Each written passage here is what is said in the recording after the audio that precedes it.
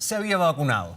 Claro, este aumento en los casos se da justamente cuando desde el Ministerio de Salud llaman a extremar los cuidados ante el aumento del contagio del virus. Para hablar sobre esto estamos en contacto con el doctor Carlos Rivera, quien es jefe de urgencia de la Clínica Los Andes. Doctor, ¿cómo está? Muy buenas tardes.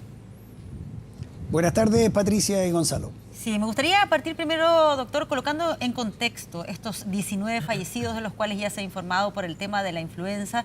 ¿Es una cifra superior a lo normal o es una cifra que corresponde a lo que ocurre habitualmente año tras año con el tema de la influenza? Bueno, tenemos que recordar que en los últimos años se ha visto un aumento de la influenza, especialmente el virus H1N1 y también tenemos virus H3N3 y tenemos también virus sincicial respiratorio, que eso han ido en aumento en los últimos meses, sobre todo el mayor responsable de las neumonias. De modo que tenemos habitualmente en esta época del año un aumento, pero este año particularmente se ha adelantado y ha aumentado la cantidad de pacientes graves. Sin embargo, puede ser de que estemos recién comenzando y podría ser peor que los años anteriores, de modo que tenemos que tener la precaución y estar monitorizando esto día a día. Sí, doctor Rivera, hemos hecho mucho hincapié en sumarnos también a la recomendación de que vacunarse protege muchísimo, que si te da influenza te da bastante más suave, hacer hincapié en la vacunación especialmente a los grupos de riesgo. Pero me llama la atención que de las 19 víctimas fatales, hay una que estaba vacunada. El resto no, pero había una que estaba vacunada. Entonces mi pregunta es, ¿la vacuna tampoco nos salva en un 100%? ¿Qué pasa cuando una influenza se complica a esa magnitud? O sea, aquí es un factor multifactorial, no podemos referirnos a un solo caso. En este caso podemos señalar lo que conocemos todos por la opinión pública y por los informes del MinSal.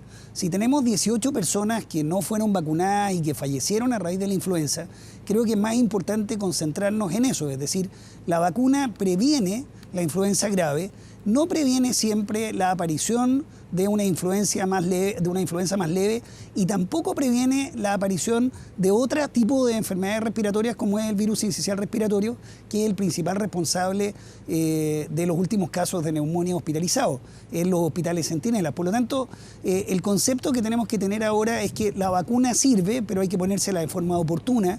Estamos llegando un poco tarde y el porcentaje de vacunación que llevamos, pese a todos los esfuerzos a todo nivel, es no más allá de un 81% de la población objetivo, que eran alrededor de 5.900.000 personas, y llevamos vacunados recién 4.800.000, es decir, ahí nos falta mucho más que trabajar. Claro, en ese mismo sentido, doctor, ¿sirve de algo vacunarse ahora en estas fechas? Mire, de todas maneras nunca es tarde porque no sabemos cómo se va a comportar en las últimas semanas.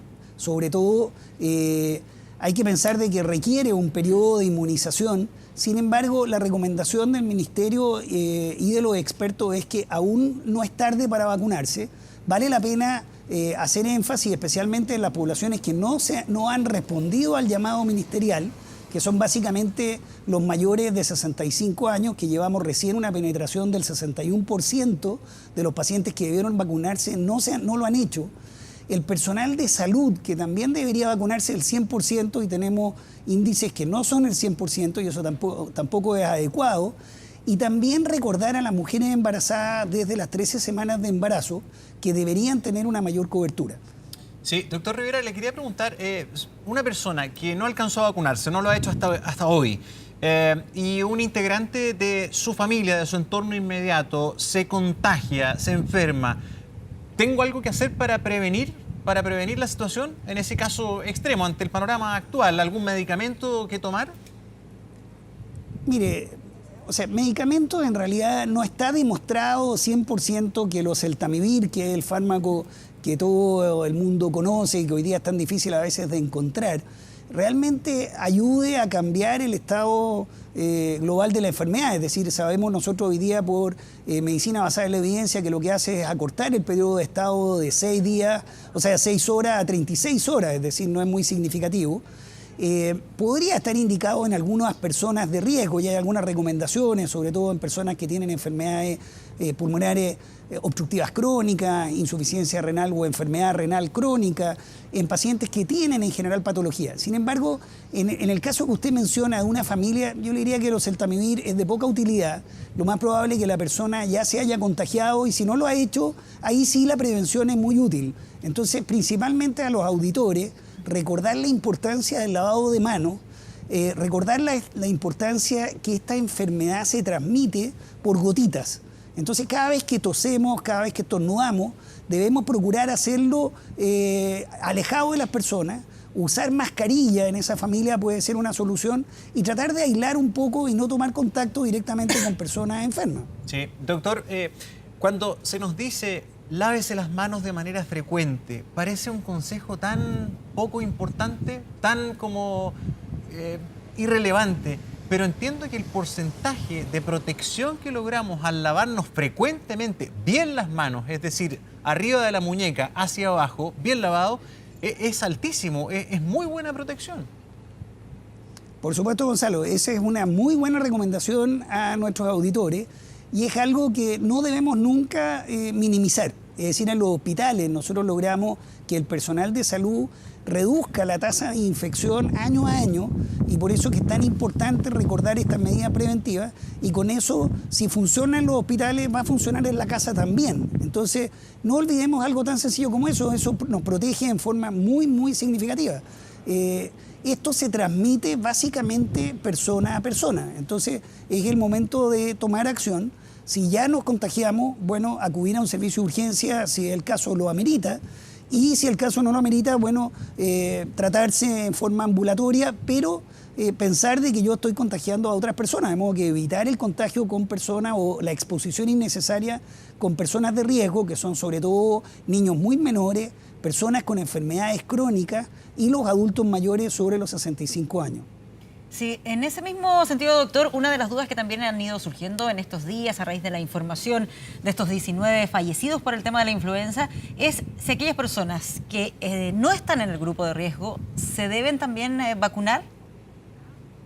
Bueno, la recomendación nuestra siempre ha sido que se deben vacunar.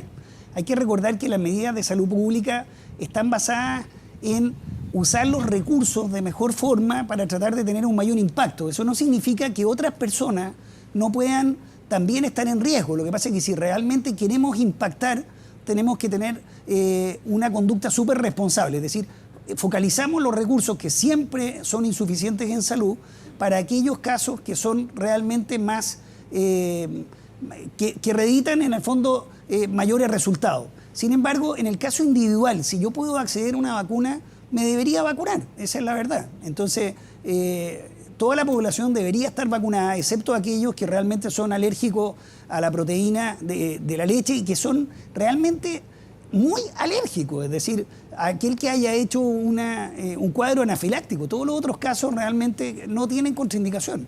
A ver, incluso perdón, en el embarazo. Eso, porque están muy de moda las alergias. ¿Qué le pasa a una persona que es alérgica a la proteína de la leche si se vacuna? Bueno, solamente si ha hecho un cuadro de anafilaxia, que es un cuadro grave, en ese caso sí tiene una contraindicación absoluta para la vacunación. Pero no aquel que cree haber hecho un cuadro alérgico y que realmente no lo es. Entonces, eso es muy conveniente que lo converse con su pediatra, porque probablemente la mayoría de esas personas se pueden vacunar perfectamente, igual que la embarazada antes de las 13 semanas. No se ha demostrado la inocuidad de la vacuna, pero tampoco se ha demostrado que sea perjudicial. Entonces, caso a caso, también una mujer podría consultar a su obstetra y también podría recomendarle, en caso calificado, la vacunación. Doctor, ya se nos va el tiempo, pero no puedo dejar de preguntar por algo que preocupa mucho a otras ciudades del país. Resulta que la última guagüita de este niño de 9 meses que llegó acá a la clínica Las Condes venía de Coquimbo, y porque no tienen en esa región los equipos para poder responder a una complicación de influenza, que son los que, entiendo, proveen de respiración mecánica. ¿Cuán vulnerables están los chilenos fuera de Santiago? ¿Por qué todos tienen que llegar a una clínica privada de acá para solucionar este problema? Mire, ese es un caso puntual. Yo le diría que la mayoría de los casos en niños no ha sido ese el comportamiento de este brote. La mayoría de los niños que han tenido virus sincicial respiratorio de influenza no han sido graves, es decir, este es un caso aislado, de modo que yo llamaría a la tranquilidad de la población. Existen protocolos de derivación, acuérdense, con el síndrome cardiopulmonar por antivirus, que permiten derivar de regiones a centros hospitalarios donde cuenten con ECMO. No es ventilación mecánica propiamente tal. Ventilación mecánica hay disponible en todo Chile, de modo que no es lo mismo un ventilador que ECMO. ECMO es una situación de extrema urgencia, de uso muy excepcional, que también está disponible en el servicio público, así que yo llamaría también a la tranquilidad. Ahora, en este caso llegó a una clínica privada porque no tenía cama del servicio público, y eso demuestra también una gran responsabilidad del servicio público en esta alianza público-privada que es tan útil cuando queremos también proteger la salud de las personas. Acuérdense que también están participando aquí las Fuerzas Armadas. Ha anunciado hoy día el ministro que hospitales de las Fuerzas Armadas han disponibilizado camas y recursos también para ir en ayuda de todos los chilenos. Este es un problema a nivel país. Sí, doctor Rivera, muchas gracias por la entrevista y gracias también por aclarar ese punto que tranquiliza, porque en definitiva sí hay equipos en todo el país. Este es un caso muy específico, muy grave, pero de todas maneras las recomendaciones hay que anotarlas, a protegerse porque no está fácil el panorama. Gracias, doctor. Buenas tardes. Muchas gracias a ustedes. Buenas tardes. Gracias.